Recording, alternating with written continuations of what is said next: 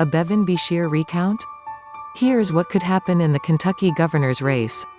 Louisville, to cap off one of the wildest finishes to a gubernatorial election in Kentucky history, Democratic candidate Andy Beshear declared victory to supporters Tuesday night, moments after Republican incumbent Matt Bevin told supporters that he will not concede the race. "This is a close race," said Bevin, who trailed Beshear by 5,189 votes with 100% of precincts reporting across the state. "We are not conceding this race by any stretch." Later that night, Kentucky Secretary of State Alison Lundergan told CNN her office had called the race for Beshear, as they do not believe the difference in the vote can be made up by Bevin. As if matters couldn't get more complicated, Republican Senate President Robert Stivers then told reporters that a joint session of the Kentucky General Assembly may eventually decide the winner, citing a provision in the state constitution that hasn't been used in 120 years. So, what now? Will there be a recount of Kentucky governor's race votes?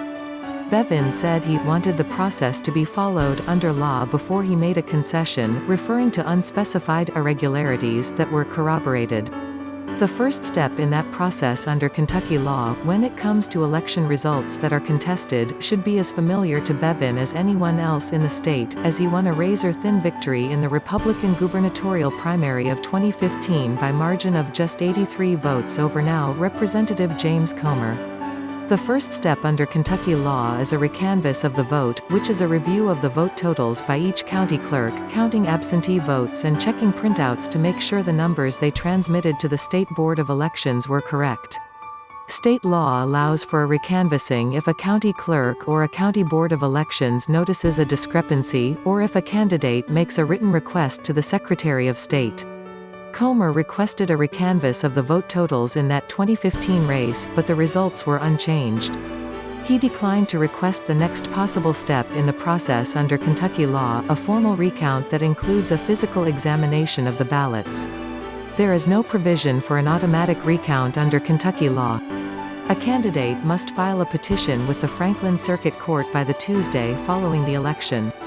If petitioned, the judge would take possession of the paper ballots and voting machines and conduct their own recount. After doing so, the judge would make the final decision on who won the race, but that would be subject to appeal to the Kentucky Court of Appeals or the Kentucky Supreme Court.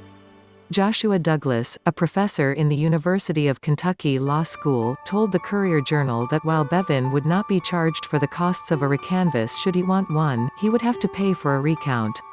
What it means to formally contest an election. The third step that a candidate could take is a formal election contest, which must also be filed by the Tuesday after the election.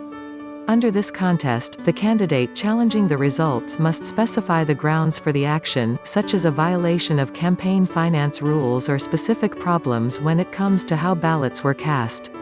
Last but not least, there is Section 90 of the state constitution, which addresses a contest of election for governor or lieutenant governor. Section 90 states, contested elections for governor and lieutenant governor shall be determined by both houses of the General Assembly, according to such regulations as may be established by law. Sam Marcoson, a constitutional law professor at the University of Louisville Brandeis School of Law, told the Courier-Journal that this language of the state constitution suggests there must be procedure established by law for a review of a contested election to take place by the House and Senate. They can't just make them up, Marcoson said. Further, he said, such a review would be extremely risky for lawmakers to undertake without clear reasons for a contested election. If the House and Senate were just to proceed on vague allegations without proof, that raises serious questions about disenfranchisement of the voters who voted for Attorney General Beshear, Marcoson said. It's an extraordinary proposition to suggest that the General Assembly would take vague allegations of unspecified irregularities and call into question a gubernatorial election. Douglas, noting that he had no idea what irregularities Bevin referred to in his speech to supporters Tuesday night, said in the case of a legislative election contest, Bevin would have to call a special session of the General Assembly. Douglas said his session would involve a committee of 11 members, 8 from the House and 3 from the Senate, which would hear evidence and make a final determination. And that determination would be final. After that committee decision, no lawsuits could be filed over the decision, Douglas added. When will the new Kentucky governor be sworn into office?